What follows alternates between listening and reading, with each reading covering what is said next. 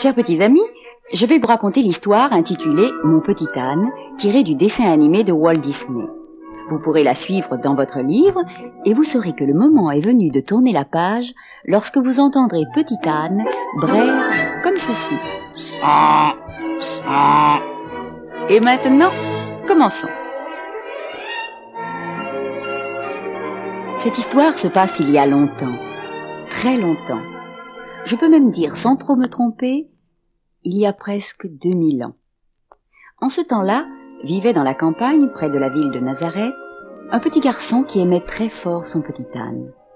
Mais celui-ci était très vieux, fatigué, et ne pouvait plus travailler comme autrefois. Le petit garçon évitait de le charger trop lourdement.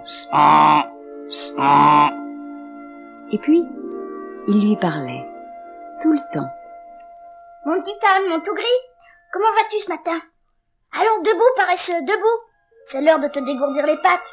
Il le faut, tu sais, il le faut. Tu as bien dormi? Tu as fait de beaux rêves? Tu as rêvé que tu volais comme un oiseau? Moi aussi. Est-ce que tu as faim? Ah, je savais que tu répondrais oui avec tes oreilles. » Le petit garçon parlait toujours ainsi à son âne, comme s'il avait été un ami, un camarade. C'était la récréation avant de partir travailler dans les champs, car il aidait son père et cultivait la terre autour de son village. Mais ce matin-là, le père vint interrompre la récréation. « Dépêche-toi, mon fils, le travail n'attend pas. »« Oui, j'arrive, père. »« Les ânes sont-ils harnachés ?»« Ils sont prêts. »« Oh, et toi, tu peux pas manger plus vite. Tu n'as qu'à avaler ton foin tout rond. »« Tu sais au moins qu'il a un appétit d'ogre.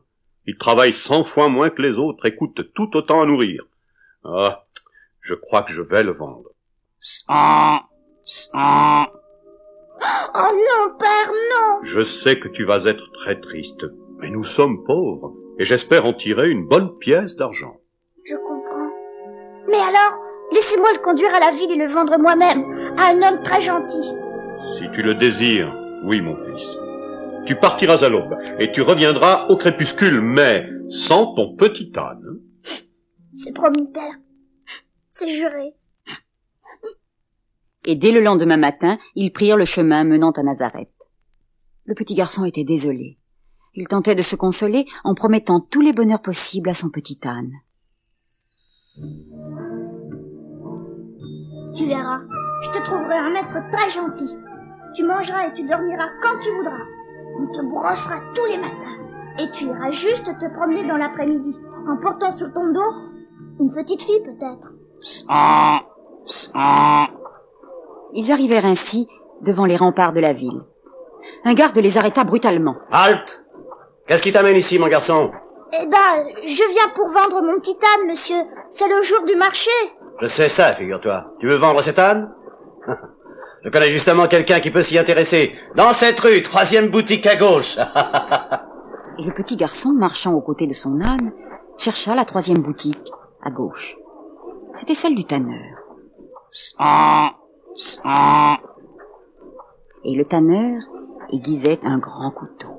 « Il paraît que vous pouvez acheter mon petit âne, monsieur. »« Oui, une pièce d'argent, pas plus. »« Et vous serez très gentil avec lui, monsieur. »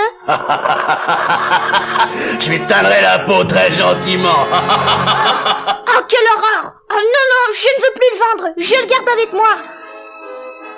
Ils s'enfuirent à toutes jambes et gagnèrent la campagne. Tantôt poussant, tantôt tirant son petit âne, l'enfant ne pensait qu'à une chose. Il devait vendre son âne préféré, mais il devait être sûr qu'il serait choyé par son nouveau maître. N'y aurait-il pas dans la ville un acheteur doux et bon pour son tout gris, tendre et fatigué? Ils avaient tant couru tous les deux qu'ils durent s'arrêter. Blottis l'un contre l'autre, ils tentèrent de reprendre leur souffle. Pardon, mon petit âne. Quand j'ai vu cet homme horrible avec son horrible couteau, j'ai eu tellement peur pour toi. Il faut retourner en ville et chercher un autre acheteur. Mais je te promets qu'il n'aura pas de couteau, ni de gourdin, pas même une badine à la main. L'enfant fit une petite sieste pour se reposer. À son réveil, le petit âne têtu refusa obstinément de se mettre debout sur ses 4 pattes. Alors, pour le convaincre, le petit garçon lui raconta cette histoire. Écoute-moi bien. Il était une fois une bête à poils, qui avait de longues oreilles duveteuses, des naseaux aussi doux que le miel, et des yeux couleur d'amande. Et tu sais quoi? Cette bête était un petit âne qui jamais ne restait couché quand son maître lui demandait de se mettre en route. Alors, qu'en penses-tu, mon tout gris? Tu ne veux pas être moins raisonnable que cette bête à poils, n'est-ce pas? Bien sûr, le petit âne aimait lui aussi très fort le petit garçon. Il se mit donc debout sur ses pattes, et l'enfant retourna avec lui dans les rues de Nazareth. Petit âne à vendre! Qui veut acheter un petit âne gris, très doux, très courageux, pas cher? Petit âne à vendre pour une pièce d'argent. Vous ne voulez pas acheter mon petit âne, messieurs? C'est un petit âne très doux et très courageux, et pas cher. Le petit garçon s'était arrêté devant 3 riches marchands qui sortaient d'une boutique. Ils étaient très gais et brandissaient des bourses pleines de pièces. Visiblement, ils venaient de conclure d'excellentes affaires. Mais ils ne voulurent pas du petit âne. Bien trop petit. Bien trop maigre. Bien trop gris. Bien trop doux. Bien trop courageux. Les 3 riches marchands eurent finalement pitié du petit garçon qui ne comprenait pas leur moquerie. Ils lui conseillèrent de s'adresser au marchand de chevaux. Lui seul, sur la grande place du marché, pouvait s'intéresser au petit âne. Et qui sait, l'acheter peut-être. C'est le marchand de chevaux, petit. C'est le meilleur marchand de la ville. Alors le petit garçon partit à sa recherche. Il se sentit perdu sur la grande place du marché. Le fameux marchand de chevaux y avait installé une large estrade, surmontée d'un parasol qui le protégeait du soleil. Il menait rondement une vente aux enchères. Combien pour ce superbe animal? 70 pièces d'argent. Oh, mais vous plaisantez, mes seigneurs. Admirez sa force, sa souplesse, sa race. Qui est le mieux? Quelqu'un propose 80 pièces? C'est une misère. C'est une injure. 90 pièces? Qui dit mieux? Qui dit mieux? Qui dit mieux?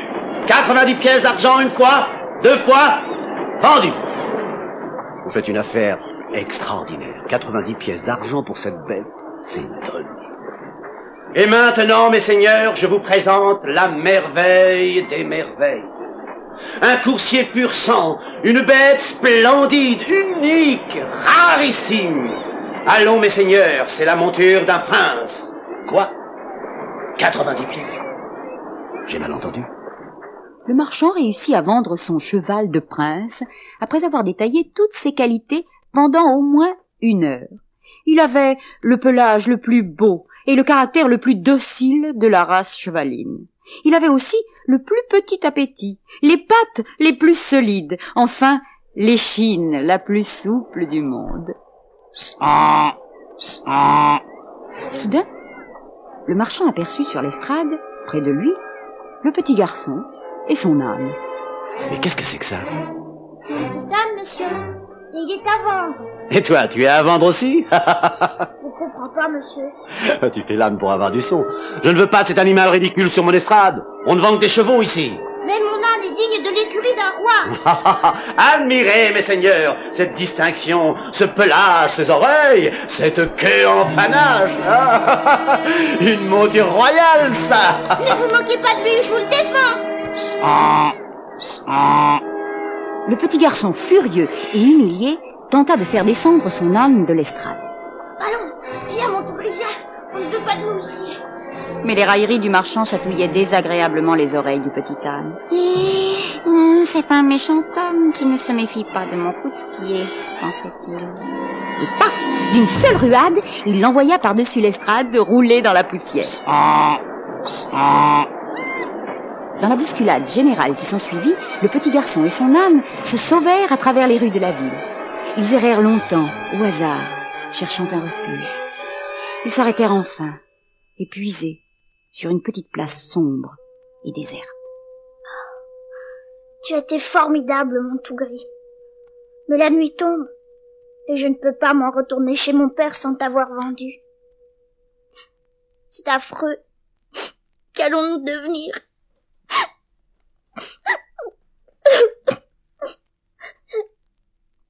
Soudain, un homme sortit de l'ombre et s'arrêta devant eux. Il était pauvre, il était charpentier. Il se nommait Joseph.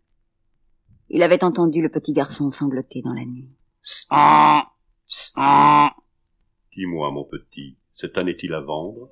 J'en cherche un, doux et tendre, pour conduire ma femme Marie à Bethléem. Il est celui que vous cherchez, monsieur. Malheureusement, je n'ai qu'une pièce d'argent pour te l'acheter. C'est suffisant, monsieur. Je veux seulement que mon petit âne soit choyé et très aimé. Ton petit âne le sera, je te le jure. Tiens, prends cette pièce. Merci, monsieur. Adieu, mon grisou. Sois bien obéissant. Et ne m'oublie pas. Grands ou petits, il faut s'aider dans cette vie si l'on veut être aimé. Nous avons tous un rôle à remplir, autant le faire avec le sourire. Petit âne, n'aie pas de chagrin. Quelqu'un sur terre ne veut que ton bien. Oui, tu trouveras le bonheur un jour,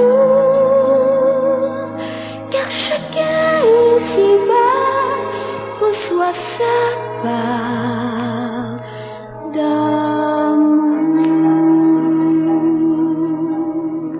Longtemps, le petit garçon regarda Joseph, Marie et son petit âne s'éloigner sur la route de Bethléem.